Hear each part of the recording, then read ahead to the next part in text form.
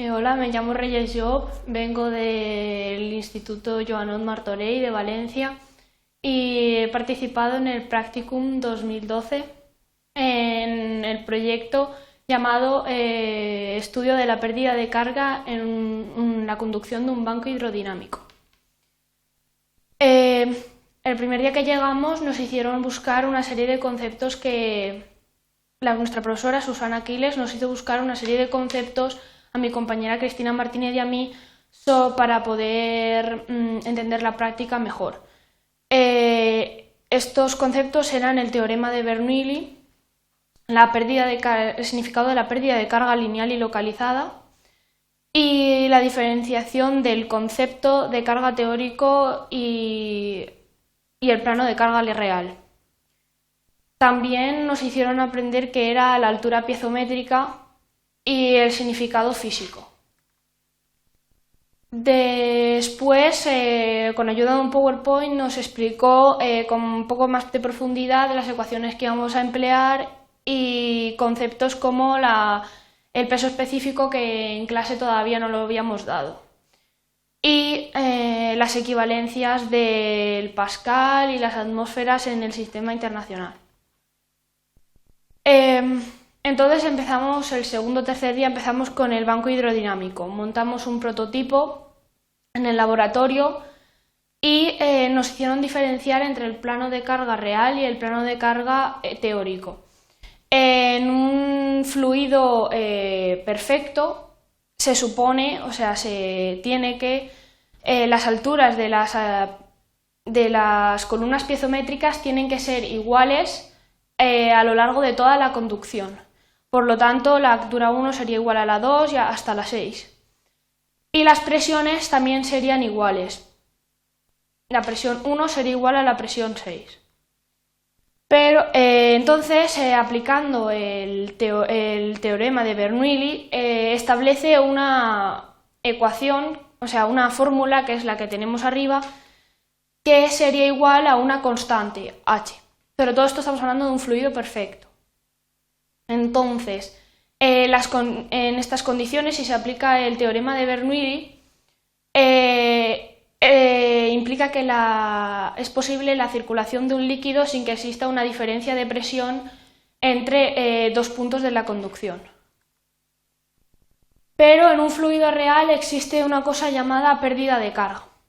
La pérdida de carga puede ser lineal o puede ser localizada.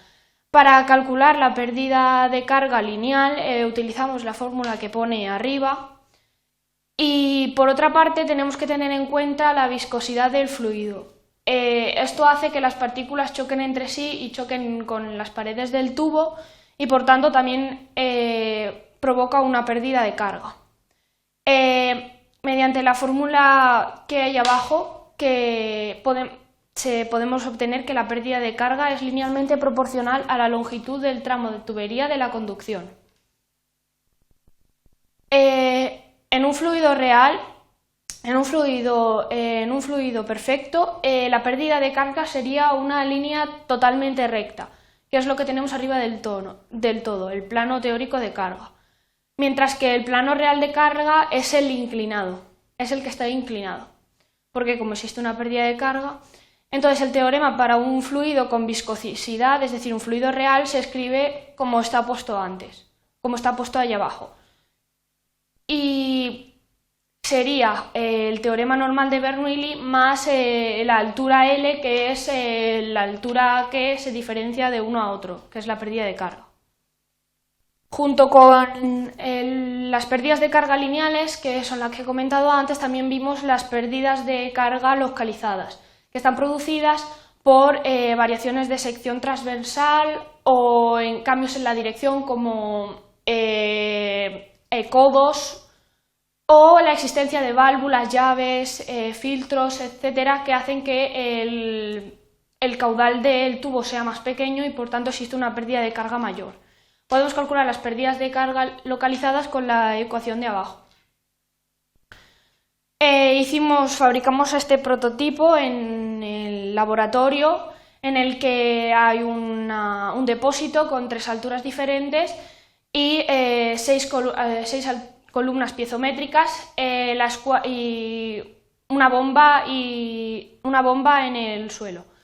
Entonces, nosotros calculamos primero, pusimos en funcionamiento el prototipo y luego obtenemos los datos de las 6 columnas piezométricas con las 3 diferentes alturas.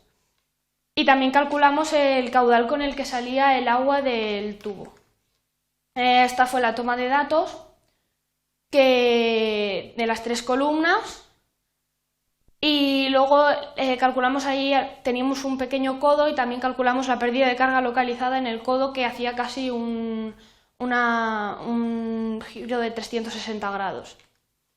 Luego representamos gráficamente las pérdidas de carga lineales del banco hidrodinámico y con el Excel hicimos unas tablas. Y por último, calculamos las incertidumbres de las medidas tomadas, es decir, los errores que podíamos haber cometido tomando la toma de datos por nosotros mismos, es decir, por la vista, o también por fallos de cálculos. Por eso son incertidumbres de medidas directas e indirectas. Y ya por último hicimos un blog en el que subíamos todos los días lo que hacíamos. Y la verdad ha sido una experiencia bastante interesante y bueno, yo recomiendo a todo el mundo que la haga.